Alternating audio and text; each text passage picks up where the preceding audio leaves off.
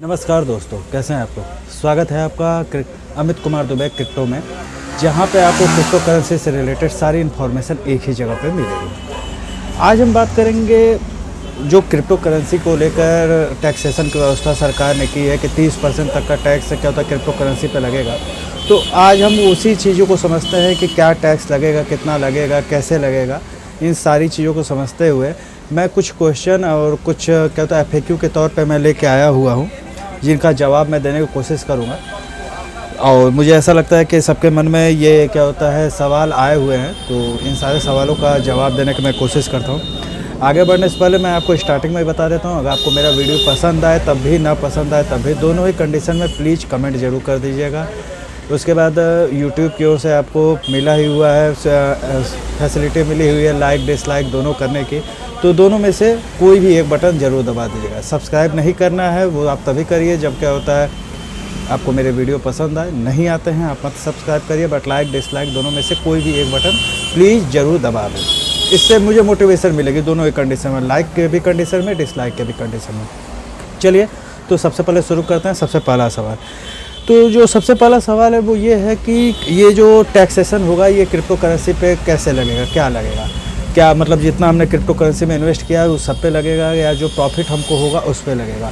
तो देखिए, अगर सपोज करिए, इसको ऐसे समझते हैं कि अगर हमने 2000 रुपये क्रिप्टो करेंसी में इन्वेस्ट किए हुए हैं और वो 2000 बढ़ के 500 रुपये 2500 रुपये हो जाता है, तो जो हमको टैक्स देना होगा वो 500 रुपये पे देना होगा। जितना हमने इन्वेस्ट किया है उस पूरे अमाउंट पे हमको टैक्स नहीं देना है। और यहाँ पे दूसरा सवाल है कि क्या पूरे क्रिप्टो निवेश पे टैक्स का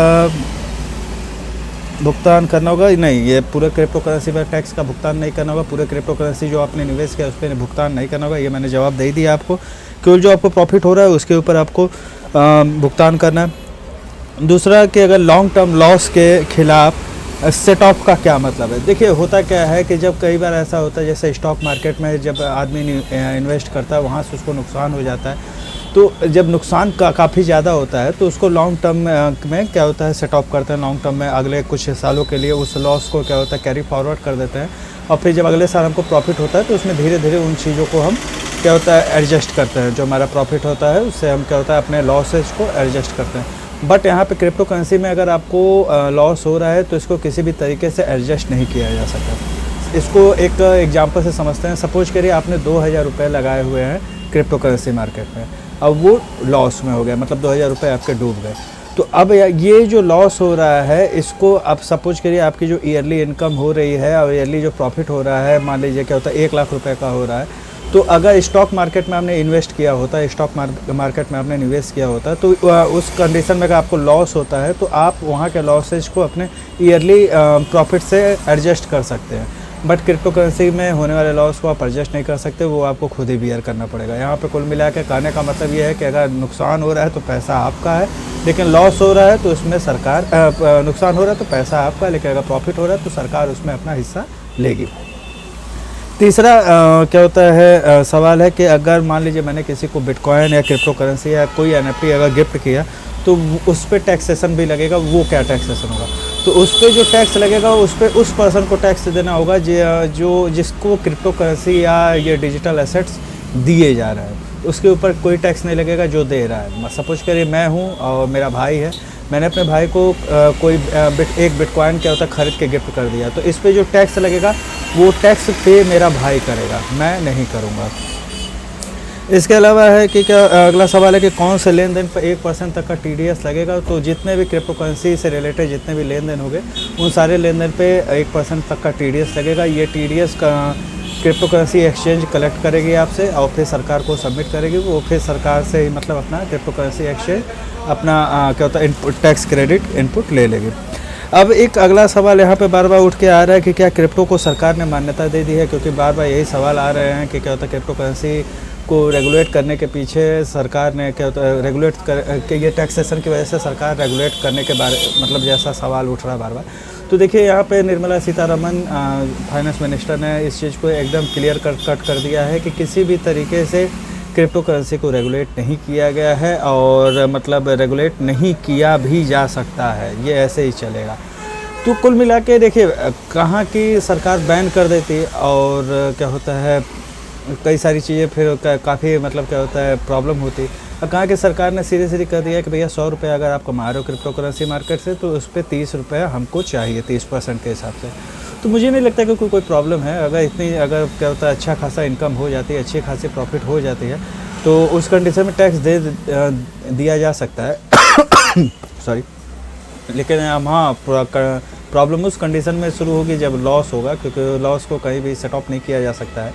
तो अब ये थोड़ा मतलब क्या होता है कंट्रोवर्शियल चीज़ है। ऐसा करके सरकार ने क्रिप्टो करेंसी को क्या होता है लॉटरी और स्पेकुलेटिव एक्ट में रख दिया है। तो ये धीरे धीरे जैसे जैसे समय बढ़ेगा वैसे वैसे सरकार आगे बढ़ेगी, अपना कुछ ज़रूर इससे संबंधित रूल्स रेगुलेशन लाएगी। क्योंकि निर्मला सीतारमन जी ने ये भी कहा है कि जो क्रॉस बॉर्डिंग पार्टीज़ हैं, जो क्रिप्टो एक्सचेंज है, जो क्रिप्टो करेंसीज हैं, उन सबके साथ बातें चल रही हैं, समन्वय बनाने की कोशिश की जा रही है। देखते हैं आगे क्या होता है। इसके अलावा अगला जो सवाल है कि क्या बिटकॉइन जो है वो एक तरीके से मुद्रा घोषित की गई है? नहीं, यहाँ पे मैंने आपको पहले ही बता दिया कि क्या होता है जब क्रिप्टो करेंसी को ही लीगलाइज नहीं घोषित किया गया है तो क्या बिटकॉइन किसी भी तरीके से मतलब एक मुद्रा के तौर पे नहीं घोषित की गई जाएगी। और अगला जो सवाल है वो ये है कि जो डिजिटल करेंसी लॉन्च करने जा रही है सरकार, वो क्या होता है लीगल टेंडर के तौर पे रहेगा वो? तो हाँ, वो लीगल टेंडर के तौर पे ही रहेगा। जैसे हमारे और आपके पास जेब में जो पैसे हैं वैसे ही उस पैसे की भी वैल्यू रहेगी। सरकार का उस पर ट्रस्ट है, सरकार का उस पर मतलब कह सकते हैं सरकार की ओर से ये क्या होता है आपको एश्योर किया जाएगा कि क्या होता है हाँ ये लीगल टेंडर के तौर पे आप इसको यूज कर सकते हैं। अगला जो सवाल है कि क्या जो डिजिटल करेंसी सरकार लाने जा रही है और ये क्या ब्लॉकचेन पे डिपेंड होगा, और क्या इस जितने भी डिजिटल करेंसी है ऑल ओवर वर्ल्ड में वो सारी क्या होता है ब्लॉकचेन पे ही डिपेंड है? तो नहीं, देखिए ऐसा है कि ब्लॉकचेन को यूज करके डिजिटल करेंसी को इशू करना ये उस पर्टिकुलर कंट्री या उस पर्टिकुलर सेंट्रल बैंक के ऊपर डिपेंड करता है कि वो ब्लॉकचेन के ऊपर अपना करेंसी डिजिटल करेंसी निकालेगी या नहीं निकालेगी। रही बात भारत के द्वारा जो जारी किया जाने वाला है डिजिटल करेंसी, ये ब्लॉकचेन पे ही डिपेंड होगा। ब्लॉकचेन एक बहुत ही मतलब वास्ट कह सकते हैं आपके क्या होता है स्कोप है इसका, बहुत सारी चीज़ों में इसका यूज़ हो सकता है।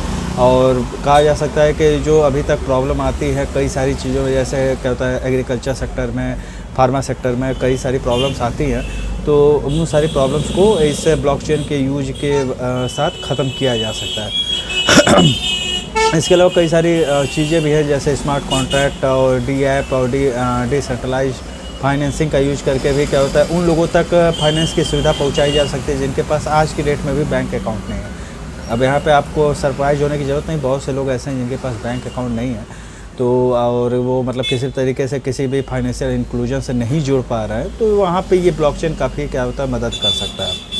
तो मुझे लगता है कि मोस्टली सारे सवाल मैंने कवर कर लिए हैं। अगर आपके पास कोई अपना सवाल हो तो प्लीज़ कमेंट बॉक्स में कमेंट करके ज़रूर बताइएगा। और हाँ, जैसा कि मैंने आपको स्टार्टिंग में ही बोला कि अगर आपको मेरा ये वीडियो पसंद आया तो लाइक डिसलाइक दोनों बटन में से कोई भी बटन ज़रूर दबाइएगा, कमेंट ज़रूर करिएगा। अगर वीडियो पसंद आए तो प्लीज़ सब्सक्राइब चैनल को ज़रूर कर लीजिएगा। वीडियो अगर पसंद आए तो अपने दोस्तों के साथ शेयर भी कर दीजिएगा। मिलता हूँ आपसे फिर ऐसे ही धमाकेदार वीडियो में, तब तक के लिए गुड बाय।